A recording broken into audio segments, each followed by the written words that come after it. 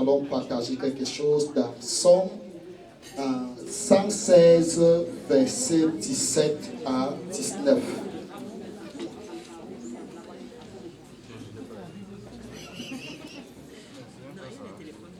Somme 116, versets 17 à 19. Je veux lire. Je t'offrirai un sacrifice d'action de grâce et j'invoquerai le nom de l'Éternel. J'accomplirai mes vœux envers l'Éternel en présence de tout son peuple. Dans les parvis de la maison de l'Éternel, au milieu de toi, Jérusalem, louez l'Éternel. Amen. Je veux que nous puissions partager brièvement sur l'action de grâce. En lisant ce texte, on va vite se rendre compte que là où Dieu demande que ses enfants puissent lui dire merci, c'est dans sa maison. Le plus souvent, quand les gens reçoivent des promotions, quand les gens reçoivent, je ne sais pas, une certaine grâce, ces personnes se rendent au village pour dire merci devant les idoles. Mais Dieu vient de nous dire que le souffle vient de lui. Il est la conséquence de tout ce qui nous arrive de bien et de mal, comme disait le serviteur de Dieu dans la chanson. Vérité. Donc on doit lui dire merci. Et dans sa maison. Et l'action de grâce, c'est quoi? Aujourd'hui, je suis dans notre nation. Il y a un petit peu une confusion avec, je ne sais pas comment appeler ça. On appelle ça en anglais, comment on appelle ça en pidgin? Dina. Sarka. Donc, on mélange l'action de grâce avec le sarcasme, avec les gens pour qu'ils viennent manger. Ce soir, on va aussi manger, mais c'est important que nous puissions faire la part des choses. En Israël, on ne mélangeait pas le sarcasme avec l'action de grâce. L'action de grâce en Israël était une offrande qu'on donnait à Dieu. Ça n'avait rien à faire avec la fête. Lorsque nous parcourons les Écritures, nous allons constater que l'action de grâce était une offrande.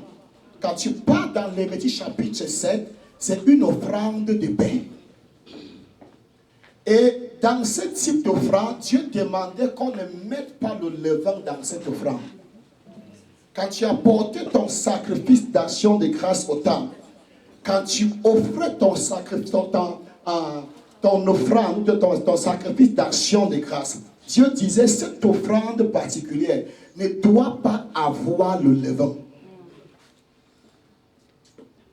Deuxième des choses, cette offrande devrait être mangée le même jour. Dieu dit, si tu gardais la chair de cette offrande jusqu'au troisième jour et que tu en mangeais, ton sacrifice n'était pas accepté.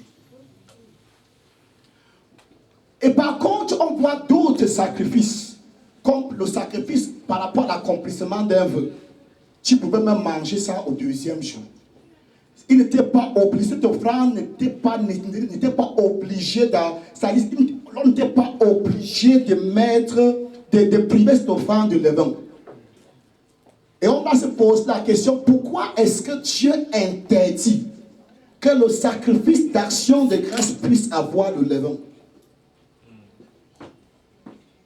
La raison, c'est parce que ce sacrifice, l'offrande de grâce était un type de Jésus. La Bible appelle Jésus notre agneau. Jésus est notre offrande sans levain. Il était interdit de manger au troisième jour. Pourquoi? Parce que le troisième jour, Jésus devait sortir de la tombe. Et pourquoi est-ce que nous disons merci à Dieu? Pourquoi est-ce que les hommes viennent dire merci à Dieu pour quelque chose? C'est parce que Dieu aurait accompli quelque chose dans la vie de l'individu. La personne qui vient dire merci à Dieu, la Bible appelle ça sacrifice de reconnaissance, Lévitique chapitre 7. À cause de notre temps, tu pourras aller à la maison. La Bible appelle ça, ça veut dire Dieu a fait quelque chose dans votre vie. Vous venez lui dire merci par rapport à ce qu'il a fait dans votre vie. Et quand vous dites merci à Dieu pour ses bienfaits, qu'est-ce qui se passe? Dieu multiplie encore. Amen. Quand un homme dit merci à Dieu, la personne dit à Dieu, Seigneur, je reconnais que n'eût été ta main, je n'aurais pas eu cette chose.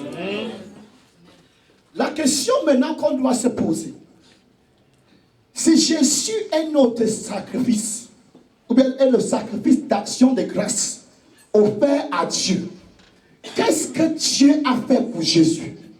Pour que Jésus puisse dire merci à Dieu par sa propre vie. Parce que Ésaïe 53 nous fait comprendre que Jésus a offert sa vie en sacrifice pour le péché. Qu'est-ce que Dieu aurait fait à Jésus? Quels sont les bienfaits de Dieu à Jésus? Pour que Jésus donne l'ultime sacrifice d'action de grâce que personne n'a jamais donné. Parce que le sacrifice d'action de grâce de Jésus, c'est sa propre vie qui donne à Dieu pour dire merci. Qu'est-ce que Dieu aurait fait à Jésus? Est-ce que Jésus peut compter ses bienfaits? Ou bien pouvons-nous un peu compter les bienfaits de Dieu dans la vie de Jésus?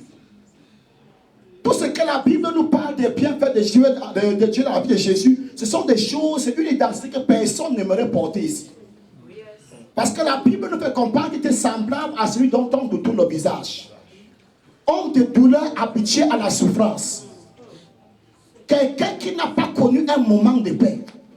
Quelqu'un qui n'a pas connu un moment de répit. Jusqu'à l'ultime sacrifice.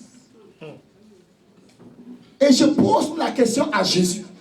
Tu disais merci à Dieu, pourquoi? Et la seule réponse que je peux avoir de Jésus, de la bouche de Jésus, je disais merci à Dieu parce qu'il m'a donné le privilège de porter votre fardeau. Il m'a donné le privilège de porter votre honte. Il m'a donné le privilège de porter votre humilité. Il m'a donné le privilège de porter votre souillure. C'est parce que j'ai porté ce souillure. Il m'a accordé la grâce de porter jusqu'à ce que je donne ma vie en rançon. Voilà la raison pourquoi j'ai dit merci à Dieu. C'est Dieu peut dire, Jésus peut dire merci à Dieu au sacrifice de sa vie. Pourquoi ne peux-tu pas dire merci à Dieu? Ne serait-ce que pour ton souffle, pour le souffle de Dieu qui te donne. Est-ce qu'il y a des raisons que quelqu'un peut se lever un matin sans reconnaître la bonté de Dieu dans sa vie? Si tu ne peux même pas voir ce que Dieu a fait dans ta vie, regarde ce que Jésus a fait pour toi. Personne de nous ne pouvait être sauvé. Personne ne pouvait entrer dans la présence de Dieu. Mais la Bible dit qu'il a donné sa vie en sacrifice pour notre péché. Et parce que sa vie a été donnée en rançon pour le péché, on peut être aujourd'hui rassemblés ce soir dans ce lieu pour louer son nom. Elle était gravement malade. Et elle a dit à Dieu, Seigneur, je t'offrirai une action de grâce pour ma maman. Si elle meurt, je te ferai une action de grâce. Si elle vit, je te ferai une action de grâce. Et elle a dit à son père, que maman meure ou qu'elle vive, je vais faire une action de grâce à Dieu pour elle. Et Dieu a pris son cœur, elle n'est même pas morte. Elle est sortie de sa maladie. Et elle est jusqu'alors venue dire, Seigneur, merci pour la guérison de ma maman. Et quand elle dit merci à Dieu, je crois 48 heures plus tard, son petit frère qui était aux États-Unis, qui voulait déjà se suicider parce qu'après avoir fini ses études en médecine, il n'avait jamais eu la licence. L'autorisation de fonctionner. Quand elle a fait son action de grâce, l'État américain a appelé cet homme à donner son autorisation à fonctionner comme médecin.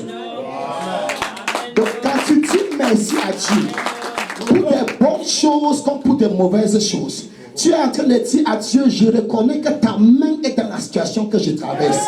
Et parce que ta main est dans cette situation, certainement je sortirai vainqueur.